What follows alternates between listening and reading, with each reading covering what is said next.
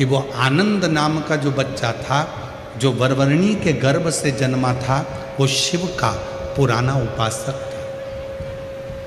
माँ गोदावरी के तट पर रहता था। गोदावरी क्षेत्र उठा और उठते से ही एक कुश का भाग लेकर दौड़ पड़ा उस जातहरणी को मारने के लिए। जातहरणी हाथ जोड़कर खड़ी हो गई, तुम मुझे मत मारो। जिस घर में बच्चे का जन्म होगा, उस घर में यदि अग्नि का प्रवेश होगा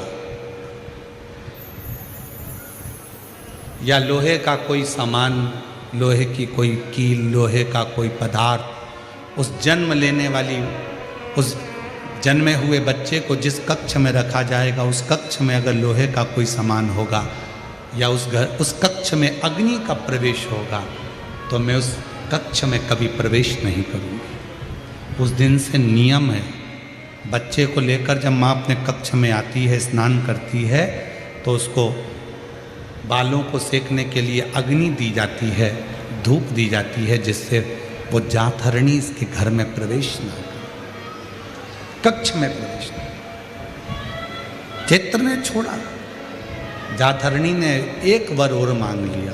जब आप मुझे इतना वर दे रहे हो, तो संसार में कितनी नारियां हैं, संसार में कितनी माताएं हैं। मैं जानती हूं कि मैं जातहरणी हूं, मैं बच्चों को खा जाती हूं, पर संसार में ना जाने कितनी माताएं, कितनी नारियां हैं, उनका गर्भ नहीं है, उनके गर्भ से संतान नहीं,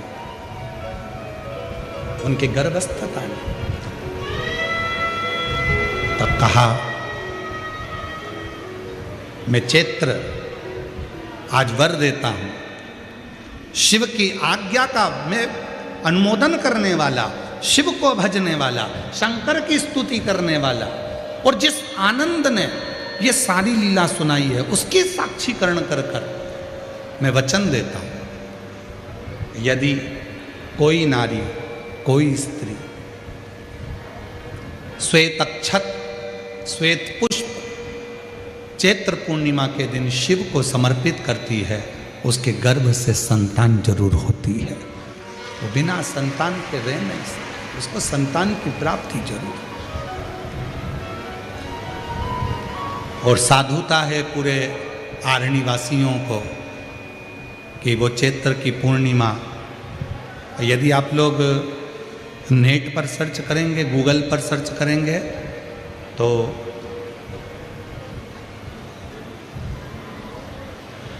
साउथ में, दक्षिण में जो चैत्र की पूर्णिमा होती है, उसे शिव झूलन पूर्णिमा भी कहते हैं।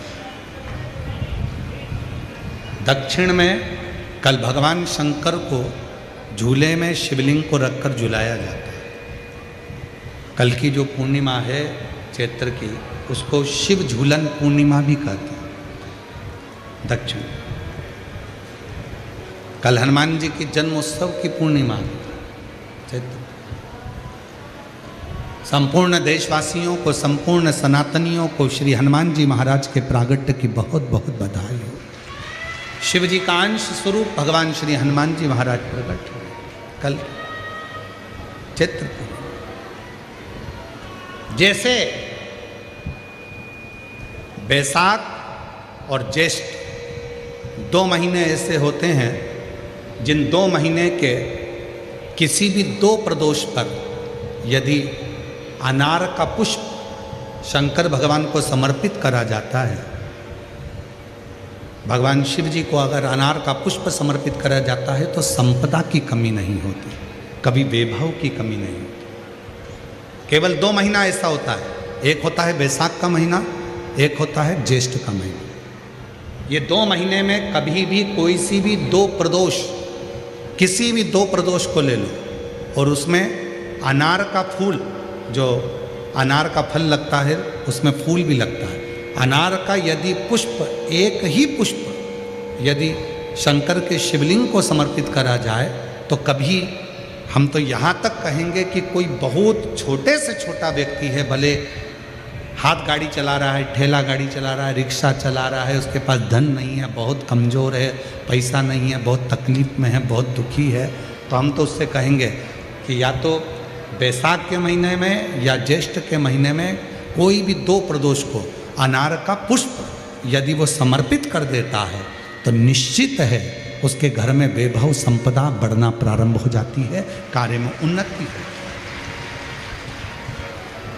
एक पत्र है, अच्छा है।